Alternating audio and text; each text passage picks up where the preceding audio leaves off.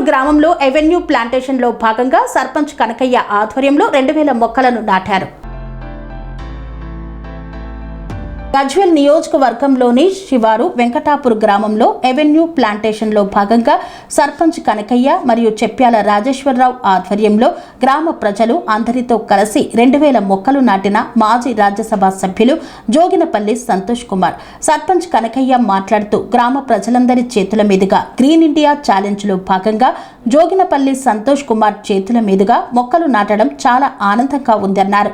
పర్యావరణ పరిరక్షణకు సంతోష్ కుమార్ కృషి ఎంతో గొప్పదన్నారు. కేసీఆర్ ని స్ఫూర్తిగా తీసుకొని గ్రీన్ ఇండియా ఛాలెంజ్ లో భాగంగా కోట్లాది మొక్కలు నాటి ఆకుపచ్చని తెలంగాణ దిశగా పనిచేయడం, రాష్ట్రంలో గ్రీనరీ శాతం పెరిగే దిశగా ప్రతి ఒక్కరిని ఏకం చేసి మహాయజ్ఞంలా ముందుకు తీసుకువెళ్తూ రేపటి తరాల కోసం ఆలోచించే సంతోష్ కుమార్ కి కృతజ్ఞతలు తెలిపారు. ఈ కార్యక్రమంలో గజ్వేల్ నియోజకవర్గ in charge Vanteru Pratap Reddy, MLC Yadav Reddy, DBC director Battu Anji తదితరులు పాల్గొన్నారు. మాజీ పార్లమెంట్ సభ్యులు సంతోష్ కుమార్ గారి నియోజకవర్గ స్థాయిలో ఉన్నటువంటి బీఆర్ఎస్ పార్టీ నాయకులు, గ్రామంలో ఉన్నటువంటి విద్యార్థులు, అదేవిధంగా రైతులు, మహిళలు, బీఆర్ఎస్ పార్టీ కుటుంబ సభ్యులు అందరూ కూడా ఈరోజు శివారు వెంకటాపురం గ్రామంలో పెద్ద ఎత్తున హరితహారం కింద చెట్లు నాటే కార్యక్రమాన్ని తీసుకున్నాం. ఈ గ్రామంలో 2000 పైచీలకు మొక్కలు నాటి గ్రామాన్ని హరిత గ్రామంగా తీర్చిదిద్దాలనేటువంటి లక్ష్యంతో ఈరోజు ఈ కార్యక్రమాన్ని గౌరవనీయులు సంతోషరావు గారి ఆదేశాల మేరకు మరి ఈ కార్యక్రమం తీసుకున్నాం.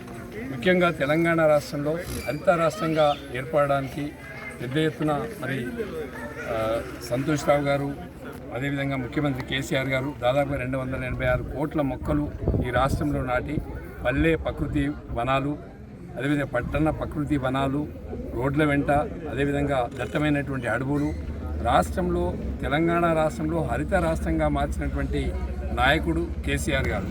మరి కేసీఆర్ గారిని ఆదర్శంగా తీసుకొని రాష్ట్రంలో ఎక్కడ చూసినా కూడా మరి గౌరవనీయ పెద్దలు గ్రీన్ ఛాలెంజ్ పేరు మీద దాదాపు రాష్ట్రంలోనే కాదు, దేశంలోనే కాదు, ప్రపంచంలో మొక్కలు నాటిస్తున్నటువంటి గొప్ప ఆదర్శ నాయకుడు, ఆదర్శంగా తీసుకున్నటువంటి వ్యక్తి సంతోషరావు గారు.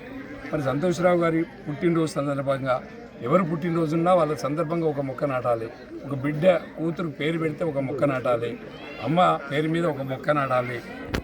ప్రతి వ్యక్తి మీద పుట్టినరోజు సందర్భంగా, పెళ్లి రోజు సందర్భంగా, అదేవిధంగా అకేషన్స్ సందర్భంగా కూడా మొక్కలు నాటి రాష్ట్రంలో పెద్ద ఎత్తున హరిత విప్లవాన్ని తీసుకొచ్చినటువంటి వ్యక్తులు ఎవరైనా ఉంటే సంతోషరావు గారు, కేసీఆర్ గారు.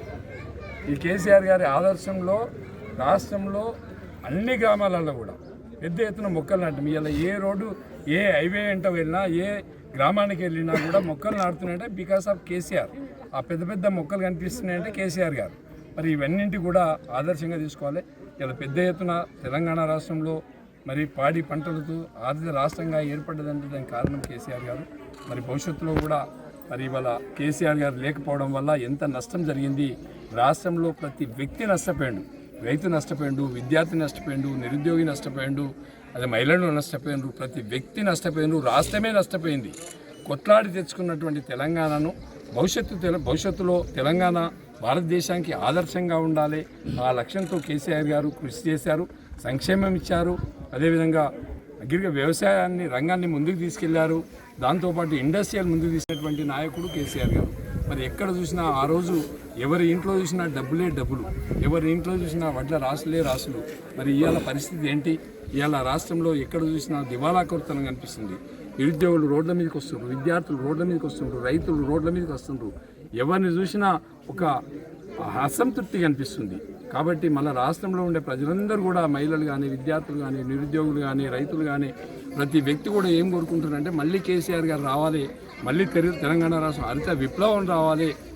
మరి దానికి నాయకత్వం వస్తున్నటువంటి యువ నాయకుడు మరి మా సంతోషరావు గారు కూడా వెంట ఉండి తెలంగాణ రాష్ట్రంలో బీఆర్ఎస్ పార్టీని కాపాడడంలో కానీ, బీఆర్ఎస్ పార్టీకి అండదండలు ఉండడం కానీ, కేసీఆర్ గారికి వెన్నుదన్నుగా ఉండి రాష్ట్రాన్ని ముందుకు తీసుకెళ్లడంలో సంతోషరావు గారి పాత్ర కూడా ఉంది. దాంతోపాటు మా హరీష్ రావు గారు, మా కేటీఆర్ గారు, మా తెలంగాణ రాష్ట్రంలో ఉన్న బీఆర్ఎస్ పార్టీ ఎమ్మెల్యేలు, ఎంపీలు, ఎమ్మెల్సీలు ప్రతి వ్యక్తి కూడా హరితహారంలో ఇన్వాల్వ్ అయి పనిచేసినారు. కాబట్టి వాళ్ళందరూ కూడా ఈ సందర్భంగా ఈరోజు వచ్చినటువంటి మా బృందాన్ని అందరూ కూడా పేరు పేరున కృతజ్ఞతలు తెలియజేస్తాం.